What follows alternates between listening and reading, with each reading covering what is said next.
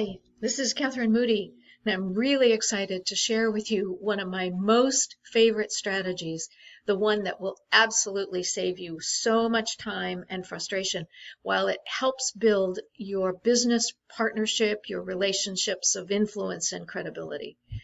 Inadvertently, and for a variety of reasons, we often end up training our hiring managers to ignore us.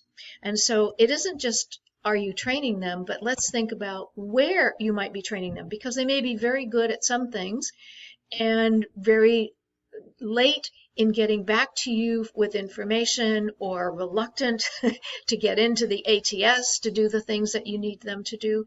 And some will be fabulous, and there'll be some who will, in certain places, be ghosting you.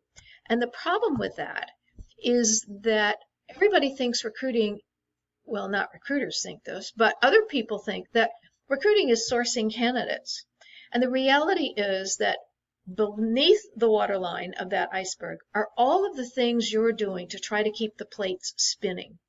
And these are things that if we can cut down on the amount of time you have to spend on these kinds of things, then you have more time to do what you really love to do. You become more of a consultant to your hiring managers, and your time to fill really starts to improve. So what do? Well, what many of us do when we're trying to get our hiring managers to do something is we chase. And I'll give you an example. John is a very experienced recruiter, and he was managing a large team at a company that I was doing training in. And when we got to discussing this strategy, he said, "Oh, my hiring managers get back to me when I need something." And I asked him to share that with us. And he said, "Well, when I need feedback on candidates, or I need the hiring manager to do something, I will email them. And I'll email them for about a week. And then I will leave them voicemails. And I'll do that for about a week. And then I show up at their door. And they know that when I show up at their door, it is time for them to give me what I need." I'm just aghast at that kind of a strategy, where he spent 2 weeks of his time emailing, leaving voicemails to remind hiring managers that he needed something. But he wasted 2 weeks, and he taught his hiring managers that they could ignore emails and voicemails, and that he'd eventually show up, and that was when they needed to pay attention to him. I don't think that's a really good consultative recruiter approach. So what do? It's what I call the sticky commitments strategy, so that you can stop chasing. Because chasing is a terrible way to be seen as a business partner or a consultative recruiter. There are 2 elements to this. It's pretty straightforward. One is to get the commitment, and then, because I'm realistic, I know that we have to have a strategy in case the hiring manager or anybody else that you're using this strategy with doesn't keep that commitment. And from time to time, people won't, especially because we're getting them to change their behavior.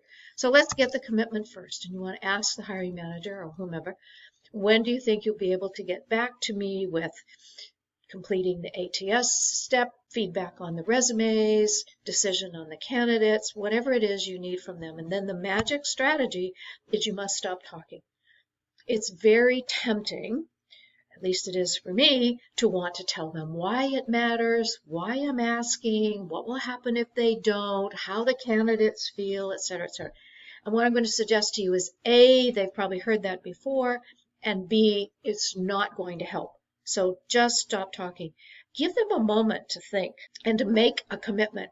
If they just say yes to something that you've suggested, they haven't made a commitment. That's not really them making a decision to commit to that. Now, hiring manager says, "Okay, so I'll get back to you by 2 o'clock on Tuesday, and I'll have everything updated in the ATS, I'll have feedback on the candidates." So what do you do if it is 2:05 on Tuesday and that hasn't happened? So you don't get angry, you don't get upset, we don't go into pushback mode, you stay in consultant mode, and you say, either live, voice to voice, or in a voicemail, when we spoke, you thought it would work for you to get everything updated in the ATS to get back to me on the candidates you want to move forward by 2 o'clock on Tuesday, and that doesn't seem to have worked for you. What would be better? And then, of course, the magic strategy, you must stop talking or just leave it like that in the voicemail. Let me know what's going to work for you. That's it. No explanation, no you promise, none of that, right? And when they make commitments to other people in the organization, the majority of those commitments are kept.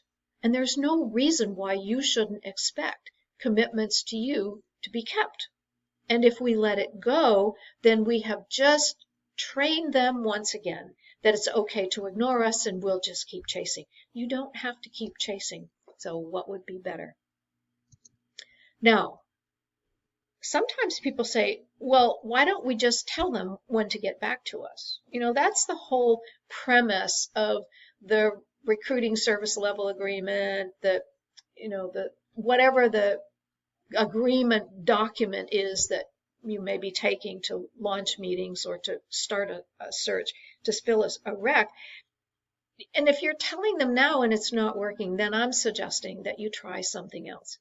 And one of the principles of consultative recruiting, and hopefully you've had a chance to watch that video, is that when you ask questions, you are driving the conversation. And so while it might seem easier to just tell them to be back to you by 2 o'clock on Tuesday, it doesn't mean they're going to do it. Now, if the telling is working for you, good. But if it's not, try this. It is really important to take action when they miss a deadline. One recruiter said to me, I don't know what to do because my hiring manager says I just have to accept hiring manager behavior. So that's not really true. We can change it. Just a nice, gentle approach to changing it. But if you go back to old behavior, you're losing that opportunity to be seen as a consultant, to be seen as a business partner, to build that trusted advisor relationship. And again, phone, voicemail, face-to-face, Zoom, whatever. Just don't email these questions because it's important that they hear the tone in your voice as well. And you're much more likely to get an answer when you can do this live. So these are just one of the strategies to help you get epic recruiting results, have more influence, credibility, build partnerships of trust, and fill your recs faster. And by the way, have a lot more fun as a recruiter because you're not having to do the things that it just feels like it's a demeaning order taker kind of strategy. You don't have to do that. If you want a whole library of strategies to build your trusted advisor relationship, there is a link, and start now. Best of luck. Enjoy your new relationships of visibility, credibility, and influence. Take care and be well. I'll see you on the next video.